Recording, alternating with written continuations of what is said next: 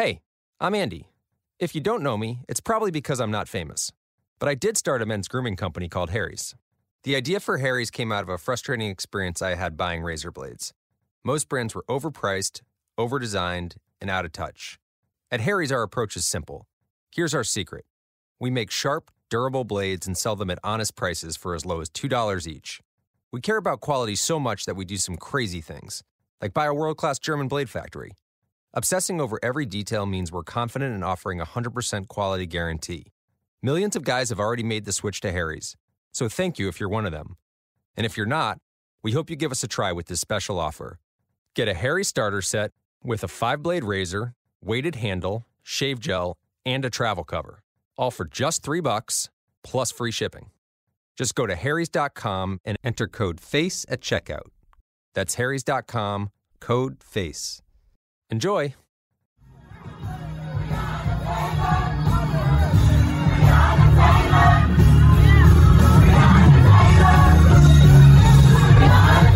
This is Make It Plain. MIP With Masamela Matfumo. Mark Thompson. Make It Plain. Get woke.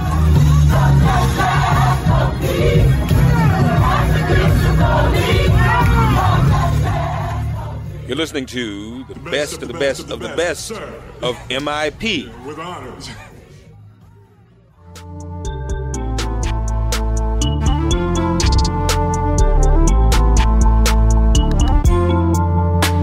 Ladies and gentlemen, one of my favorite people in the whole wide world. You all know that, and we always have a great time when we're on the air. She said early on in 2017, get ready for impeachment. And that became our greeting. And it went viral, and it happened. She was absolutely right. She even said he would lead us to impeachment. And that's right. Precisely what she did. So she is a prophet in that regard. And we would do well to hear from her about this ticket. And she's also a Californian, where the running mate comes from, the chair of the Financial Services Committee, one of the committees Donald Trump most fears, Congresswoman Maxine Waters.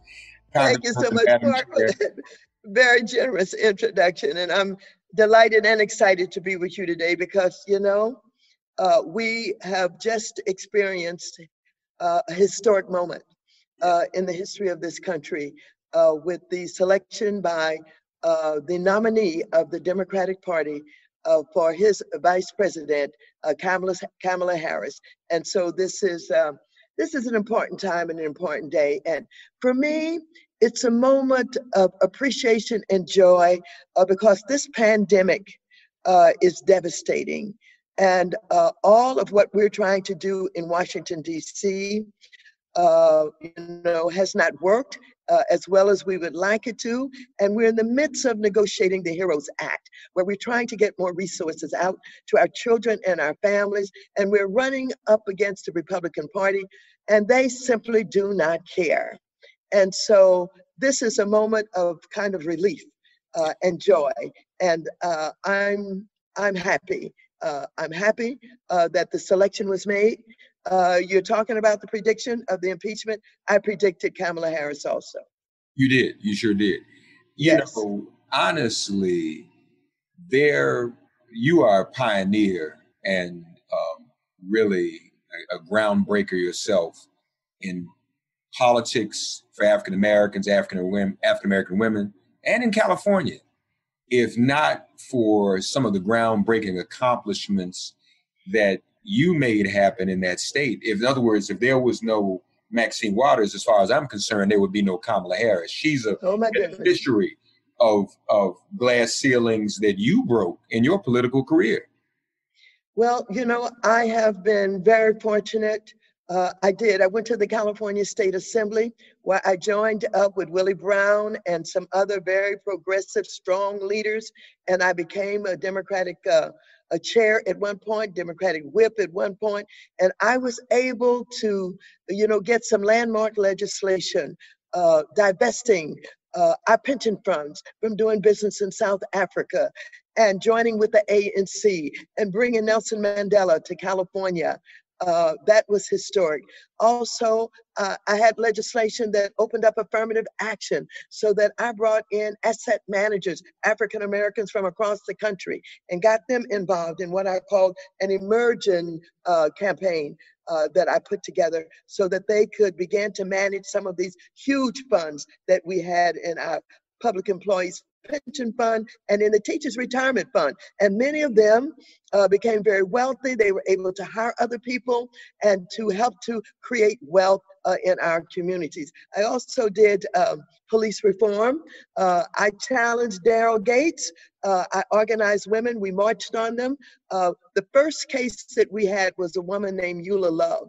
That's right. Who was shot down on her front porch in front of her daughters, where the police came out to enforce the local gas company because she could not pay her bill and they wanted to cut off her gas. And I thought that was so outrageous.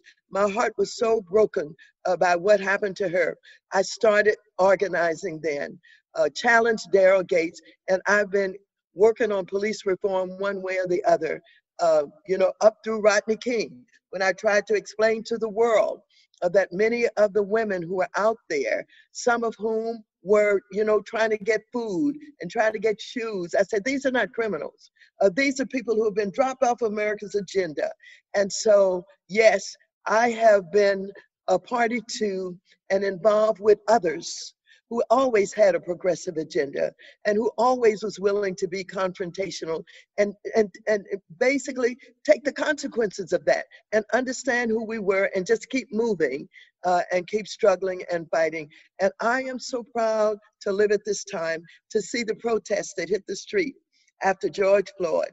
It was a coming together of the old people and the young folks and, the Blacks and Latinos and Asians and Muslims and, Baptists and Catholic and Jews and all of that, because this moment of George Floyd, having lost his life at the knee of a police officer, and the world could see so plainly the abuse of that, the outrageousness of that, really did catapult them into action. And that's what I think is happening to this country now. Change is taking place. And I can't leave Black Lives Matter out of that because they are part of all of this in the way that they have emerged and the way that they have worked. So I'm delighted to witness what is going on. I'm delighted to be a party to it. And I'm looking forward to a strong campaign with Kamala and with Biden. And I think for any mistakes that they have made in their past, that's over with. But I think for many people that we have worked with for years who have not done the right thing, not said the right thing, and whether we're talking about Biden or the Congressional Black Caucus and the crime bill, you'll never see that happen again. Change is taking place. And I think we'll go forward on a progressive agenda and leave behind us those who were so traditional and those who were trying to work in ways that would get the support that they needed in order to try and have these careers. I think that's over with. And I think that we're going to see progress. That's a powerful statement and a powerful prediction. And since you brought it up, the crime bill, obviously the Trump administration and campaign have an agenda to target Black men and to turn Black men off. So they're going to bring up the crime bill. They are going to bring up Kamala Harris's history as a prosecutor, which frankly, when you examine it, is not the worst record of all. People make a big deal out of things that really didn't happen.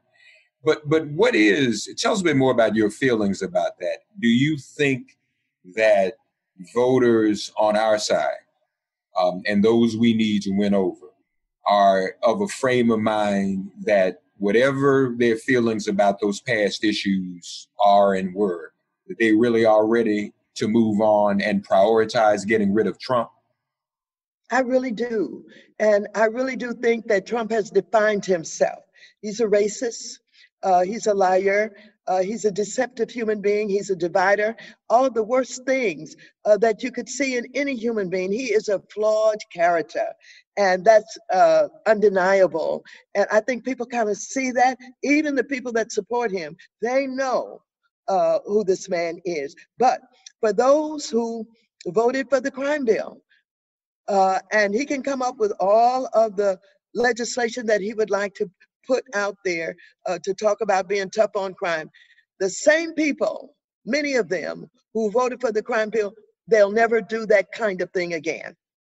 Change has taken place, and it will continue to take place.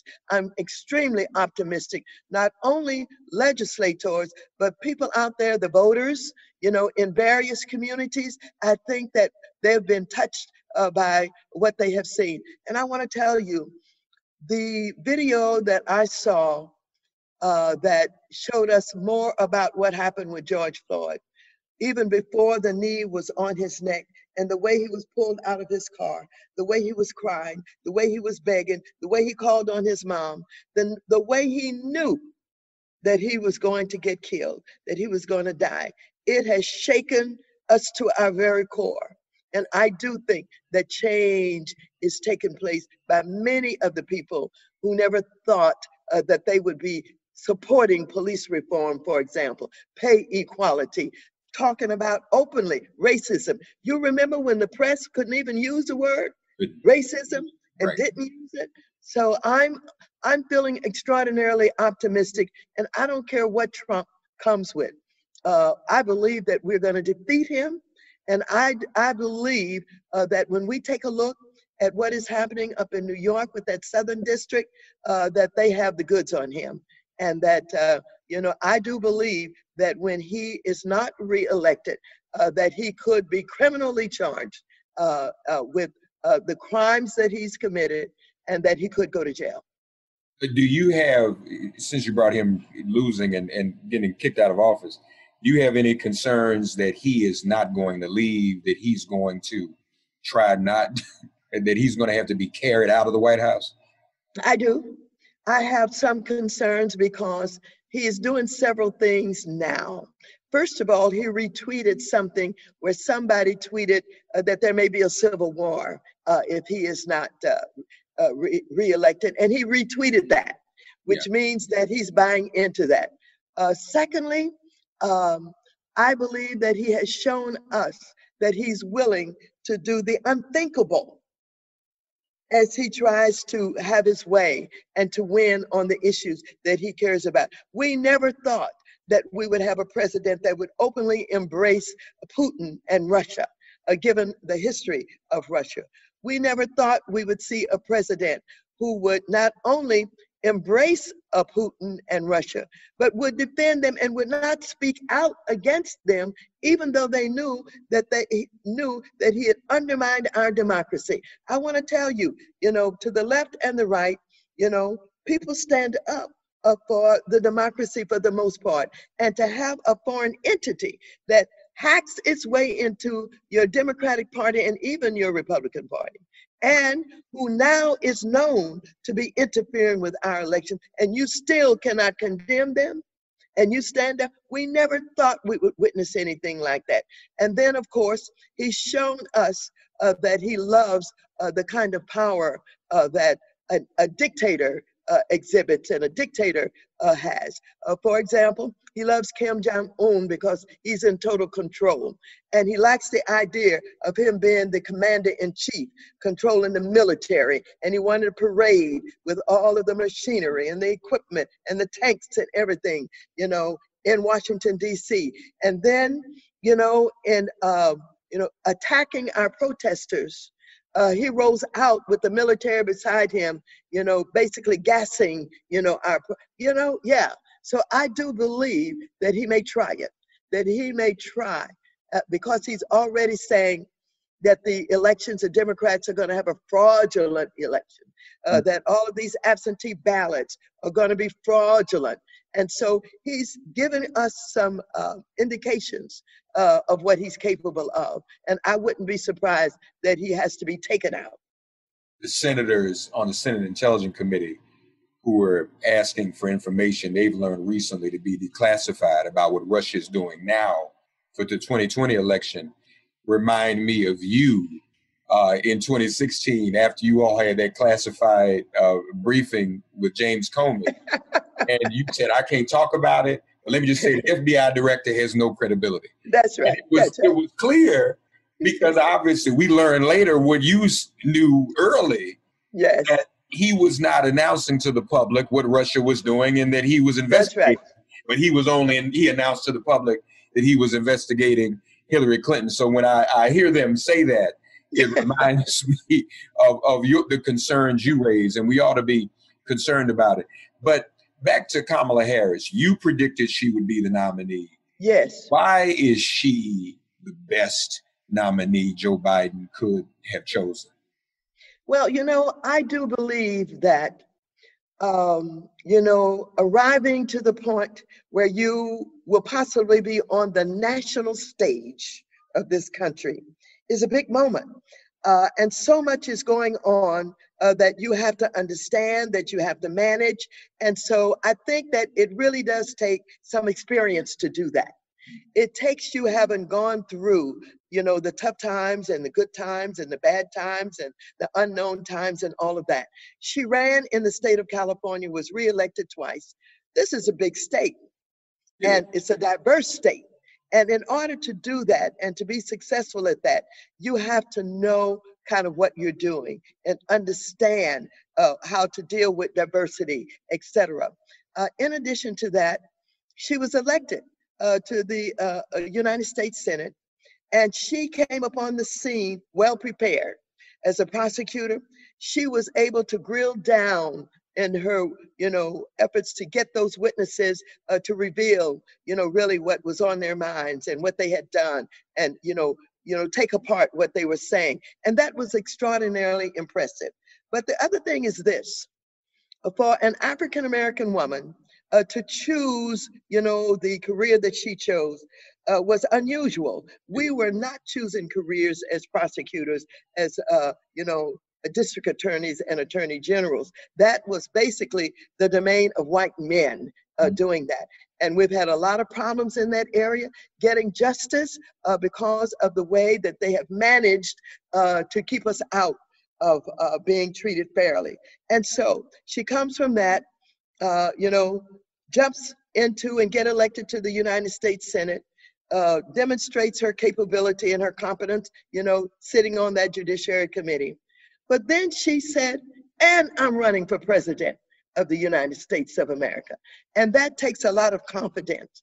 And so in running, she rolled out with a huge campaign with all of 20,000 people or more showing up at her announcement in her hometown, which looked extraordinarily well. And she moved on and she learned a lot. She learned that as you move across this country, running for president of the United States, you've got to have a lot of money. You've got to have a lot of resources. You've got to have a lot of support. And so her campaign ended, but she learned an awful lot in that experience. Who else that was being considered had that combination of experiences to their credit? None of them have. And even those who pointed to things they didn't like about her, they had to conclude that yes, she had the experience. She certainly, was intelligent and competent. And so she, in my mind, was going to be the one that would be picked. And a lot of people say, well, how she attacked Biden and how she, made a lot of people unhappy. And certainly he, is unhappy, and he'll never forget that. I never believed that. I never believed that because once you run for president, you have to forgive. You have to forget some things. You have to do what is in the best interest of your becoming president and what you think is in the best interest of this country. So I always thought that she was number one in the consideration. And Chris Dodd kind of telegraphed that with his statements. I believe his statement made it inevitable because you can't have a presidential nominee appear to not pick a qualified woman because someone on his team said she's too ambitious. Yeah. Oh. mean, that was a gift. He should have just been quiet. But when you do something like that, Congresswoman, and you don't pick that person, it leaves that bad taste in everyone's mouth. Well, did you not pick her because a white man said she wasn't ambitious? And the thing about this is, first of all, women have not thought to be someone that should be looked at as ambitious. That was for the men in this country and in this world, traditionally, to be an outspoken, confrontational, ambitious is just what we're coming into. You know what I mean? And so I was raised with a confrontational mama. I was raised with confrontational sisters and brothers. I was raised with 12 sisters and brothers, and we were always confrontational with each other. We said what was on our mind, and when we had to fight, we did that. And so for me, it was natural, but that was not natural for women, period, and certainly not an African-American woman. And to charge you with being too ambitious really didn't sit well with the women in this country, because we've come to the point now where we know and understand that because we're viewed in certain ways, that has limited our ability to achieve success. And so we're beyond accepting that now, and women spoke up right away.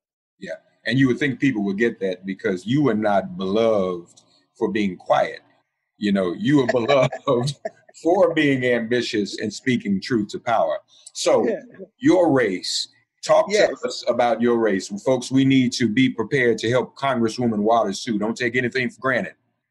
Yeah, let's not take anything for granted. You know, in this last reapportionment for my race, the district is quite different.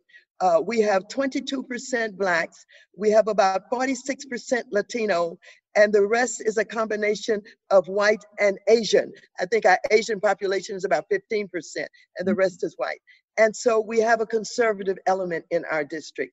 I've been able to change some of that, and I've been able to try and deal with some of the issues to bring people around. But I want you to know, because of the way that I handle my politics, it still rubs some as you know, too liberal or too progressive, too confrontational, etc. And so, you know, the Republicans have picked up on that. And so they've tried twice. They brought in someone to run against me who was inept and incompetent. But the last one that ran against me, they raised $1 million for him. He was absolutely more than inept and incompetent. I think that you know, his mentality could be questioned. You know, his brain cells could be questioned, what have you. And so he ended up in jail, you know, doing the primary, and he ended up in jail in San Francisco doing time, and the judge wouldn't even let him out on bail, etc. So another Black man entered the race that they put in to the race. I don't know how and exactly this group came together, but now this man, they have raised $3 million for, and he beat out the previous opposition, the one that had been in jail. And so now he's in the district with all of this money. He's putting up billboards. He's buying time on CNN. He has yard signs, and he is not saying, I am a Trump Republican, but he loves Trump. And he is a Trump Republican. And so he's putting up billboards with his name on it, but it doesn't identify that he is a Republican. And so he's hoping that people will just buy into the fact that a Black man is running. And oftentimes people don't know the numbers in the district. If he says 43rd, but they will learn a lot about that, and we will help them to learn. But we cannot take this for granted. We have to have a big turnout. With our Blacks and Latinos in particular, and with the growing number of Asians because of travel ban and a lot of other things that they've learned about this president are now turning toward the Democratic Party. And I think that I have been able to work even with some of the chambers of commerces. And I think that after they evaluate all of what they're going to throw at me, I'm hopeful that I will be able to overcome that. But it's going to take resources, and it's going to take organization, and it's going to take real involvement of a lot of people who care about this district, and the fact that they would never want it to be turned over to someone like this man, Joe Collins, who has been supported by the Republican Party. So forgive my ignorance. The primary has already happened. Yes, we have, the primaries has happened. And so I'm running in California. Right. We have a primary where whoever the two top winners are. Right, that's right. They could be both Democrats, they could be both Republicans, they could be either or. And we run off against each other. And that's what's happening now. Me, a Democrat, and he's a Republican. We're the two top vote getters. And so we're running off against each other. Where can people log on to make contributions to your campaign? At this time, we're just really getting organized. We're moving our district office, and we're opening up our campaign office within 2 weeks. And so I would like them to take this number, 213-351-0028. That is Citizens for Water's campaign number that people can call, and we can get them involved as our campaign gets organized. Thank you. I guess I'd be remiss. You and I developed our close relationship vis-a-vis Selma. We've not talked since John Lewis passed. And, we have had some wonderful times even with him in Selma. I know you will miss him as much as I will when we go to Selma every year. Absolutely. And I was thinking about that, and I was hoping that we would have an opportunity to talk about that, because we have always understood the importance of Selma and the Edmund Pettus Bridge and what happened on that bridge. And so long before many of the folks who, learned lately and maybe have shown up, at maybe one or at the 50th anniversary of the walk across the bridge. We've known, and we've involved ourselves with the people. And that's so very important because that represents the struggle that John Lewis and others were involved in, and the sacrifices that they were willing to make for civil rights and voter rights. And so John Lewis sacrificed for the ability to get legislation and the law passed for voting rights. He took a beating. He took more than one beating. He took being jailed, but he never stopped. He never gave up. This was his life. And so he was elected to come to Congress. And, he has been very special in Congress. And he's treated very special with high respect. And when he spoke, the room was quiet because they knew that he had something special to say, and everybody wanted to hear what he had to say. And so not only did he have, great respect from both the House of Representatives and the United States Senate, but even right-wing conservative Republicans knew that there was something special about him. They knew his history. They knew what he had sacrificed. And so I want to tell you, when he passed, it was huge. It was a moment in history when so many people were saddened that they wished to give the kind of condolences that were heartfelt and that others could feel.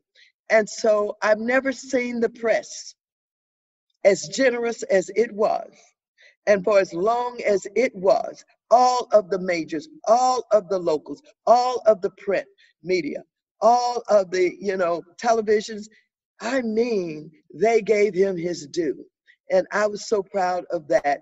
And even now, people are talking about changing the name of the bridge to the John Lewis Bridge. And I think so many people would like that to happen. And since I'm always predicting, I'm going to predict that will happen. Folks, she predicted impeachment. She predicted Kamala Harris would be the nominee, the running mate. She's predicted that Trump is going to leave. He will be done. And she's predicted the renaming of the Edmund Pettus Bridge. Now, she hasn't been wrong so far. So we should trust and believe and our Auntie Maxine and our own hero. We love you always. And you look great too, by the way. Thank you. Thank you so much. And I want to give you my campaign website. Please.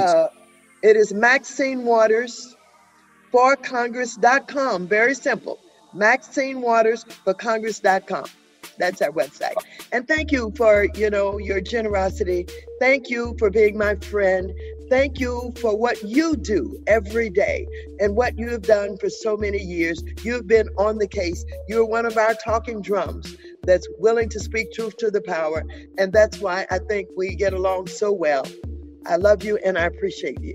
Thank you. To Congresswoman Maxine Waters, folks. Thanks for getting woke and listening to Make It Plain.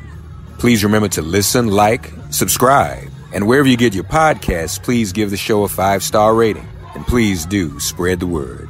Let's all continue to pray for each other during this pandemic and this police-demic. If all hearts and minds are clear, it has been made plain.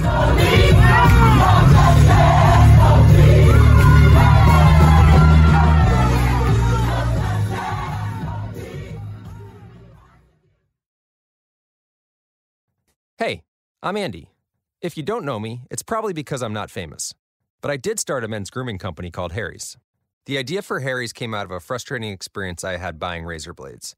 Most brands were overpriced, overdesigned, and out of touch. At Harry's, our approach is simple. Here's our secret. We make sharp, durable blades and sell them at honest prices for as low as $2 each. We care about quality so much that we do some crazy things, like buy a world-class German blade factory. Obsessing over every detail means we're confident in offering a 100% quality guarantee. Millions of guys have already made the switch to Harry's, so thank you if you're one of them. And if you're not, we hope you give us a try with this special offer. Get a Harry's starter set with a 5-blade razor, weighted handle, shave gel, and a travel cover, all for just $3 plus free shipping. Just go to harrys.com and enter code FACE at checkout. That's harrys.com, code FACE. Enjoy!